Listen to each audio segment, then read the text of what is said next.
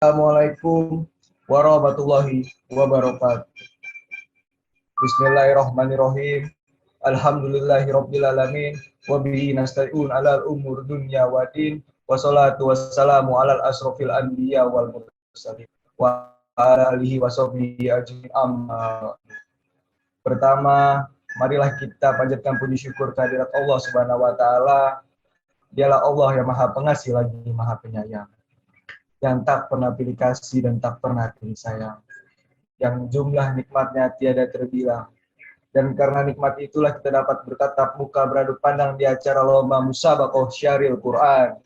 Yang kedua, salawat serta tak lupa kami curahkan kepada junjungan kita, seorang pahlawan yang tak pernah mencari lawan, seorang proklamator yang tak pernah menjadi seorang koruptor, dan seorang pahlawan sejati yang tak pernah buruk hati. Siapa lagi kalau bukan baginda Nabi Muhammad SAW yang telah membawa kita dari masa kegelapan menuju masa yang terang benderang, yang diterangi oleh iman, Islam, dan ihsan.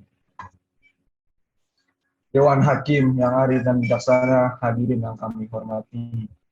Sudah menjadi fakta pada sejarah nasional bahwa kemerdekaan yang direbut dari tangan para penjajah, para pejuang-pejuang muslim seperti kiai, ustadz, tokoh agama, dan lain-lain. Semua yang mereka lakukan bukan semata-mata memenuhi panggilan dari Ibu Pertiwi, namun panggilan suci yang berasal dari ketauhidatan dan keimanan. Semangat patriotisme para pejuang Islam membuat kita dapat merasakan indahnya kemerdekaan yang dapat kita rasakan. Oleh karena itu, untuk membahas lebih lanjut tentang patriotisme pada kesempatan kali ini, izinkanlah kami menyampaikan syarahan yang terangkai dalam sebuah judul, Patriotisme Bangsa Perspektif Al-Quran. Dewan Hakim yang arif dan bijaksana, dan hadirin kami yang hormati. Ahmad Mustafa Al-Marudi dalam tafsirnya juz 3 halaman 72 menjelaskan ayat ini adalah perintah pada orang yang beriman agar mematuhi Allah serta mengamalkan Al-Quran dan mematuhi sunnah Rasul serta mematuhi ulil amri yang mengikuti pemerintah, para hakim, para ulama, panglima perang yang menjadi rujukan dalam memenuhi kebutuhan hidup dan memecahkan masalah yang kita hadapi. Sebagai hadis yang berbunyi,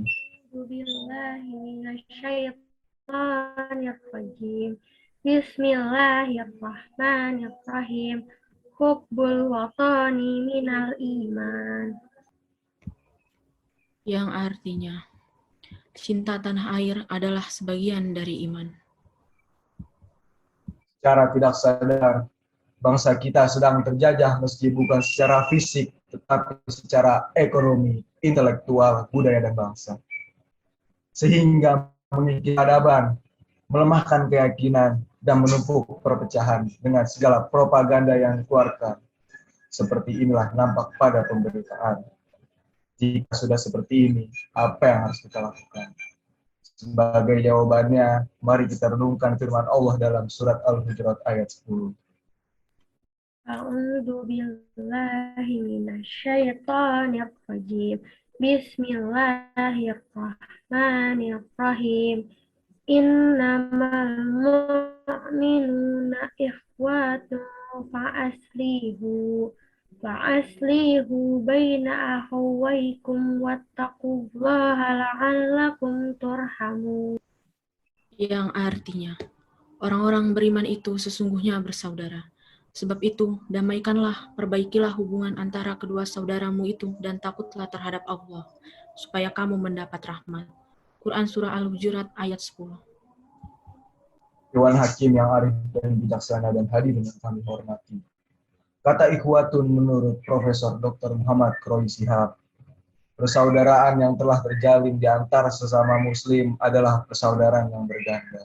Pertama, karena dasar keimanan. Kedua, karena dasar keturunan. Berdasarkan penjelasan tersebut, bahwa Allah melarang Islam untuk berpecah belah. Oleh karena itu, marilah kita membuka kesadaran, menghilangkan perbedaan agar bisa menjalin ukhuwah Islamiyah yang sempurna dan pastinya dengan berpedoman dengan Al-Quran. Dewan Hakim yang arif dan bijaksana dan hadirin yang kami hormati. Dari uraian di atas dapat kita ambil kesimpulan bahwa kita harus berpegang teguh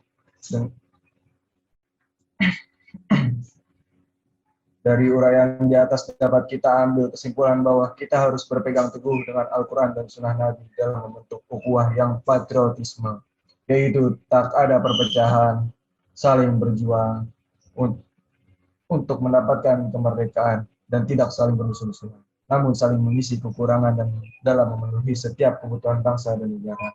Dengan demikian, insya Allah ukhuwah kita akan menjadi ukhuwah yang kokoh dan tidak terlepas dari ridha Allah Subhanahu wa Ta'ala. Amin ya rabbal alamin. Wabillahi taufiq wal hidayah. Wassalamualaikum warahmatullahi wabarakatuh.